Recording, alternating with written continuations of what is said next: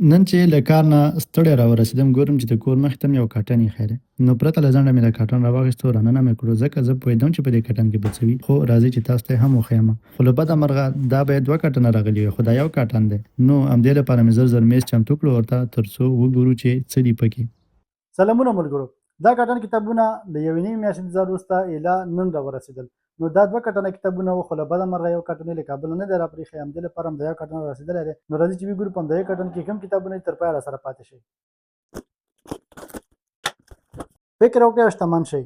لوستونکی اټومي عادتونه چې ډېرو ملګرو غوښتنه کوله او دا خلاص شوي وو، دا ځل اوس له نیکه مرغه یو ځل بیا رارسېدلي دي. نو انشاءالله وبګورو چې څو ټوکه یې شتمن پلار نسمن پلار، دا کتاب و یو څه دانې خو خلاص شوی او لږ پاتې دی. او بل دا کتاب چې خلاص شوی ورسره د افغانستان 15 کلن تاریخي هنداره. او دا ځل یې مونږ هڅه کړې چې دا ځل دا ډول یو د کتاب نښان یو دانه جوړ کړو. نو دا مونږ جوړ کړی دی، چندان کیفیت یې نه راغلی، وطن کې چاپ شوی دی، خو خیر نو انشاءالله دا ځل بیا دلته چاپ کړو چې کیفیت یې لا ډېر ښه راشي. دا هم اټومي عادتونه تاسې ګورئ چې کتابونه څومره یو بل کې ننوتلي دي او لا د اوس نه دومره خراب دی، وضعیت یې ښه نه دی.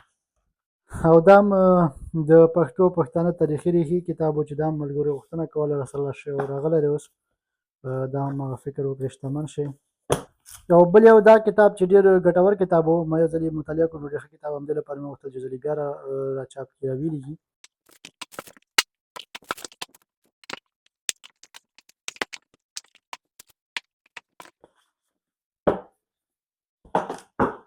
نو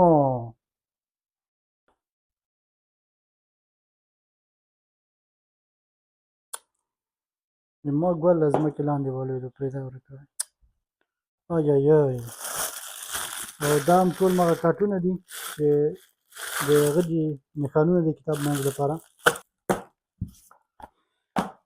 دا بیا ونه غورځومه.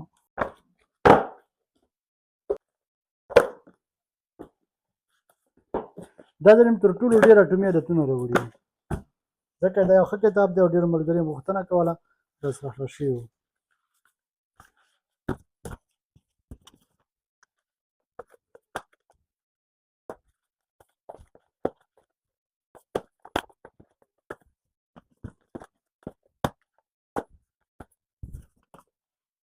تاسې ګورئ کتابونه